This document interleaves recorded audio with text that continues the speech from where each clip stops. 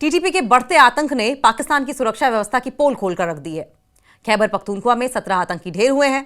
खैबर पख्तूनख्वा में 17 टीटीपी आतंकियों के मारे जाने से पाकिस्तान की सुरक्षा विफलताएं फिर से उजागर हो गई हैं कि किस तरीके से पाकिस्तान में सिक्योरिटी के जो इंतजाम किए गए हैं वो अब काफी नहीं हो रहे हैं।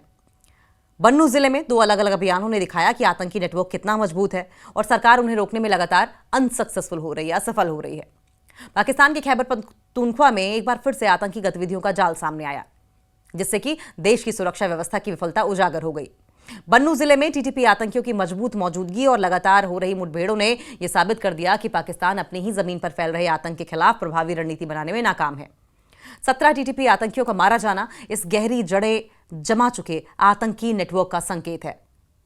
शेरी खैल और पक्का पहाड़ खैल में आतंकियों की सक्रिय मौजूदगी की पुष्टि के बाद सुरक्षा वालों ने अभियान चलाया, लेकिन यह दुख इस बात का प्रमाण है कि पाकिस्तानी एजेंसियां पहले आतंकियों को बढ़ावा देती हैं और बाद में कार्रवाई का दिखावा करती हैं। सालों से टीटीपी खुलकर पाकिस्तान में हथियारों और विस्फोटकों के साथ सक्रिय है। इसका खामियाजा आम नागरिकों को भुगतना पड़ता है। पाकिस्तान की नापाक निगरानी भी अब उजागर हो गई है।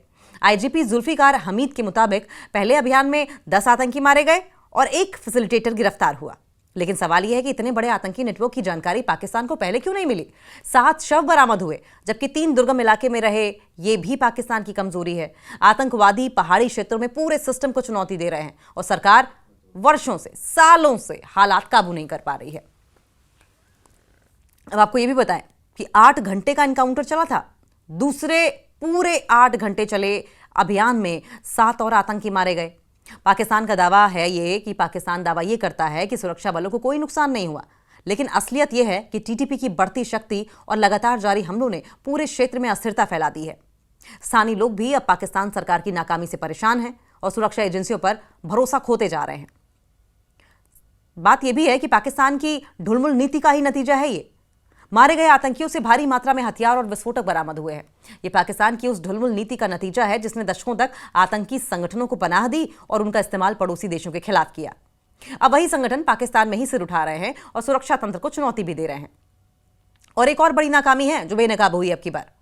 अबशार चौक बन्नू में 10 किलो का बम मिलने और उसे निष्क्रिय करने की घटना यह साफ दिखाती है कि पाकिस्तान आतंकियों के जाल को खत्म नहीं कर पा रहा है।